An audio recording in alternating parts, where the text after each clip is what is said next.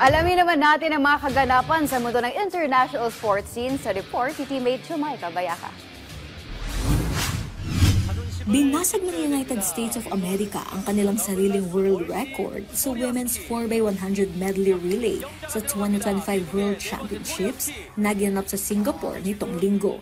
Sa pangunguna ni Regan Smith, Kate Douglas, Gretchen Walsh at Tori Hawks, lumangoy ang team sa oras na 3 minutes and 49.34 seconds. Mas mabilis sa kanilang world record na 3 minutes and 49.63 seconds sa Paris Olympics. Maliban dito, binasag din ng US ang kanilang championship record na 3 minutes and 50.40 seconds sa 2019 World Championships. Tinapos ng Amerika ang kompetisyon ng may 29 overall medals. Pumangalawa naman ang Australia na may 20 medalya na sinundan ng France at Canada. Sa F1 racing, nagtagumpay si Lando Norris ng McLaren sa makapigil-hiningang laban sa 2025 Hungarian Grand Prix sa Budapest. Bagamat bumaba sa pwesto sa unang bahagi ng karera, muling bumawi si Norris at nagpakitang gilas sa mga sumunod na laps. Hindi sina Max Verstappen o Lewis Hamilton ang naging kalaban niya sa unahan, kundi ang sarili niyang kakampi na si Oscar Piastri. Ang matalinong one-stop strategy ng McLaren ang naging susi para makuha ang unahan hanggang sa dulo ng karera. Ito na ang ikalimang panalo ni Norris para sa 2025 season at lalo pang lumiit ang agwat nila ni Piastri sa driver's standings. Sa tagumpay na ito, naitala rin ng McLaren ang kanilang ika-200 Formula 1 win, isang makasaysayang milestone para sa team.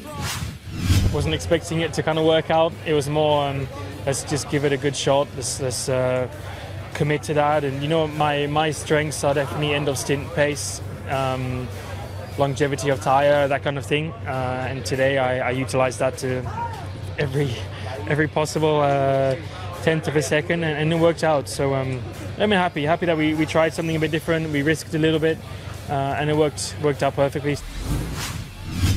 Sa iba pang balita, dismayado ang ilang mga WNBA players matapos ang ikalawang pagtapon ng adult toy sa court sa loob lamang ng isang linggo.